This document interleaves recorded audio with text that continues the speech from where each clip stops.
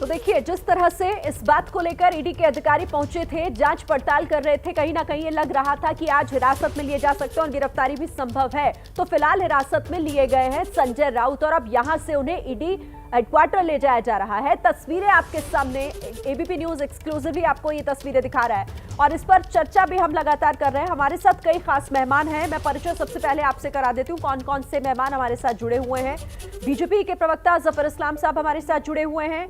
कांग्रेस के प्रवक्ता अखिलेश प्रताप सिंह को आप मेरे साथ देख रहे हैं इस चर्चा में शामिल होते हुए। साथ ही शिवसेना के नेता विक्रम सिंह भी हमारे साथ जुड़ रहे हैं। सीनियर जर्नलिस्ट समीर चौगांवकर साहब यहाँ स्टूडियो में मेरे साथ मौजूद हैं। Praveen Kunte spokesperson NCP के, वो भी हमारे साथ जुड़ रहे हैं। तो आप सभी खास मेहमानों का बहुत स्वागत है एबीपी न्यूज पर। आप सबसे मैं बातचीत करूं, इस चर्चा को आगे बढ़ाऊं, लेकिन सबसे पहले अपडेट ले लेते हैं। जितेंद्र लगातार हमारे साथ बने हुए हैं और हमें अपडेट कर रहे हैं। जितेंद्र, अब हिरासत में लिया जा चुका है, निकल भी चुके हैं ईडी के अधिकारी संजय राउत के आवास से। कितना वक्त लगेगा ईडी दफ्तर हेडक्वार्टर पहुंचने में और फिर वहां जाने के बाद क्या कुछ होना है?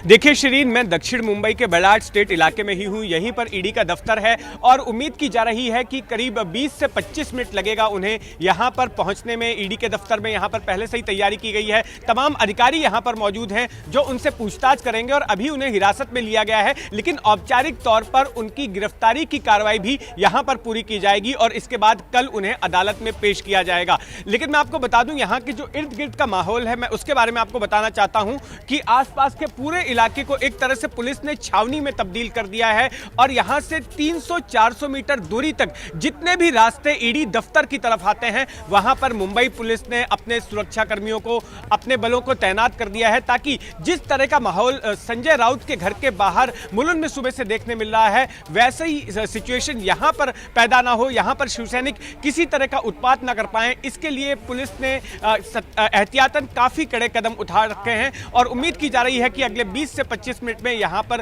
संजय राउत पहुंचेंगे। मैं आपको बता दूं कि संजय राउत की गिरफ्तारी शिवसेना के लिए एक बहुत बड़ा झटका है। संजय राउत शिवसेना के एक बेहद मुखर नेता थे और खास करके 2019 में जब महाविकास आघाड़ी की सरकार बनी थी तो उस वक्त एनसीपी और शिवसेना के बीच बातचीत के लिए एक पुल के तौर पर, एक माध्यम के तौर पर उन्होंने काम किया था और उन्होंने और नवाब मलिक ने, इन दोनों ही लोगों ने सरकार बनवाने में अहम भूमिका निभाई थी और अब ये दोनों ही लोग सलाखों के पीछे पहुंच गए हैं शिरीन।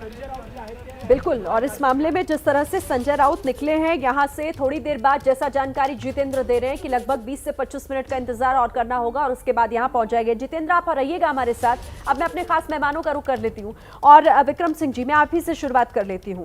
आपने सुना हमारे संवाददाता जितेंद्र जो कह रहे थे कि ये जाहिर तौर पर आप लोगों की परेशानी बढ़ाने वाला है और एक झटका आप लोगों के लिए, क्योंकि संजय राउत अभी तक तो ईडी के अधिकारी उनके आवास पर थे, लेकिन अब वो ईडी के अधिकारियों के साथ निकल चुके हैं क्योंकि हिरासत में ले लिए गए।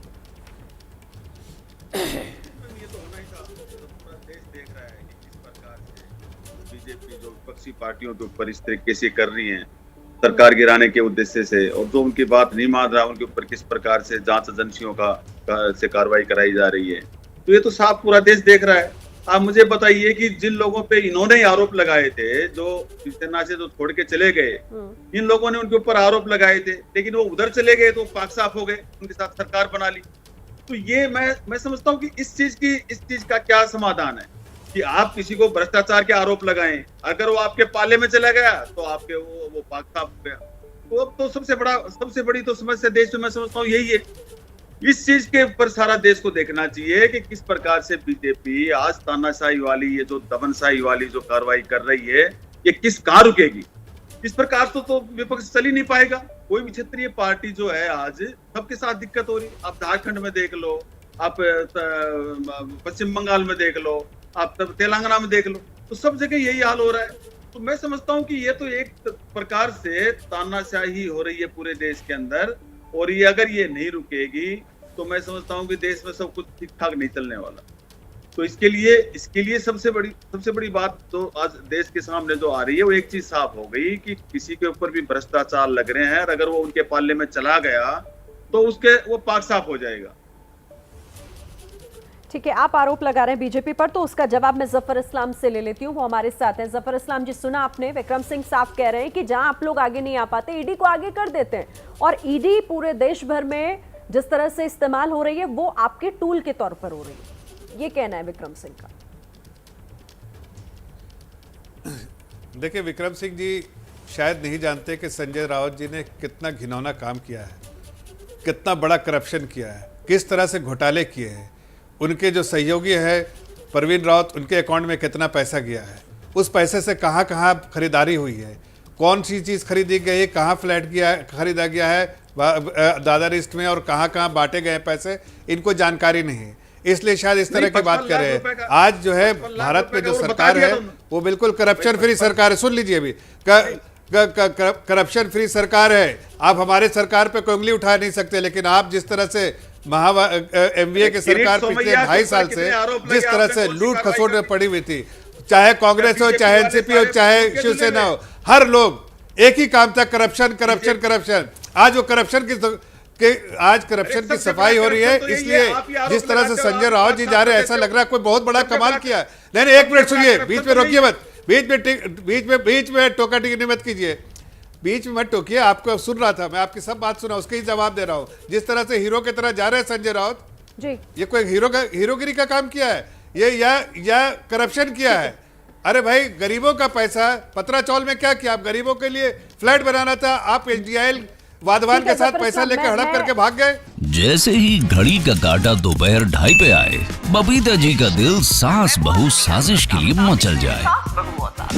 और ये है इनकी बहू, पूरे दिन ऑफिस की टेंशन हो जाए गॉन जब ये करें अपना फेवरेट शो फ्री टाइम पे ऑन।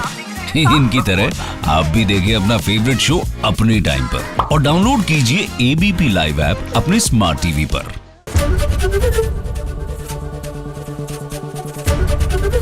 एबीपी न्यूज आपको रखे आगे।